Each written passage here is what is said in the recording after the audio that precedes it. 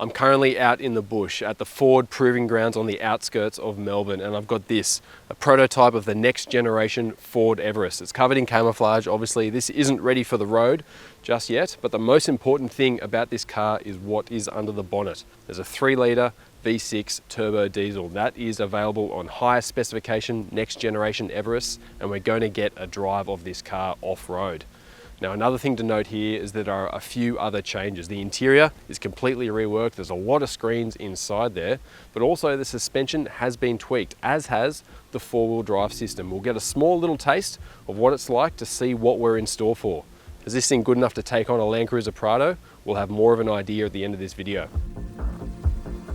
We don't know exactly how much power and torque this 3-litre V6 turbo diesel makes just yet, but I'd hazard a guess that it would be somewhere around the same sort of figures that a Volkswagen Amarok does, and that's as good as 580 Newton meters and up to 180 kilowatts. This might be better.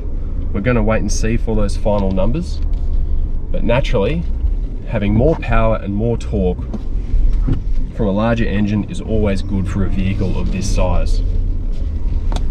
The 2-litre twin turbo 4-cylinder turbo diesel does a really good job of, well, in a way, hiding the fact that it is a relatively small engine in a relatively large car. The 10-speed auto has its moments sometimes, but it's mostly quite good. And the sequential turbocharging arrangement of that engine allows it to feel torquey down low and not too breathless up high.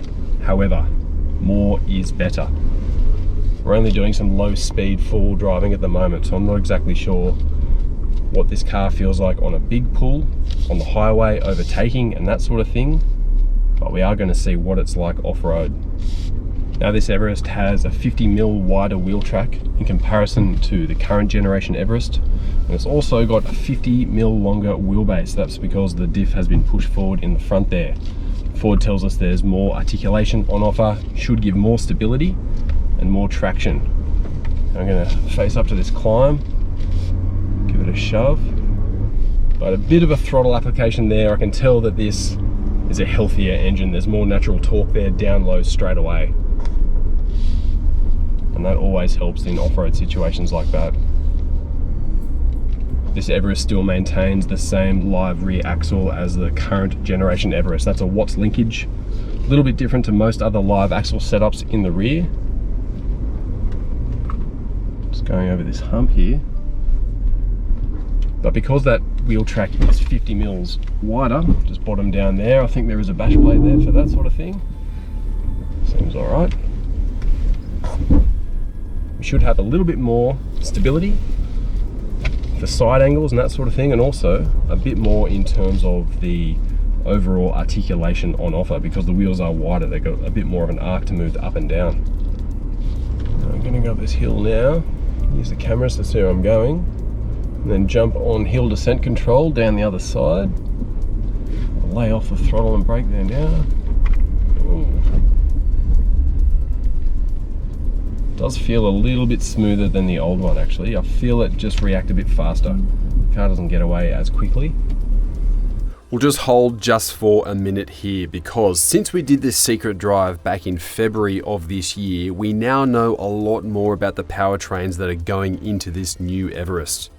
Firstly, Ford's new 3-litre V6 turbo diesel, it's going to make 184 kilowatts and 600 Newton meters, while the carryover 2-litre 4-cylinder engine is slightly revised. That now makes 154 kilowatts, that's a little bit more than previous, and it has the same 500 Newton meters. The V6 diesel is an engine that dates back to 2004, so while it is new for the Everest, it's not a new engine. And it's been used as a 2.7 litre and a 3 litre version in things like the Ford F-150, Land Rovers and Range Rovers, and as well as Citroens, Jaguars and Renaults.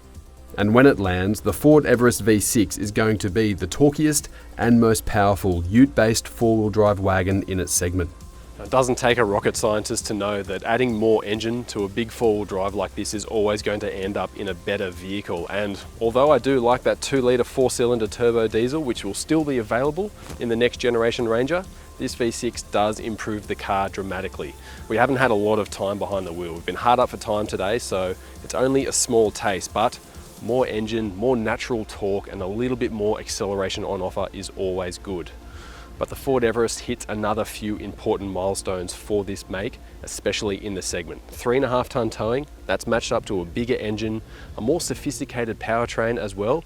And that interior, I haven't had much time to dig through it and show you around today, but there's more screens, there's more tech, there's more of all that sort of thing that people want in the next generation Ford Everest. This four-wheel drive could shake things up a little bit.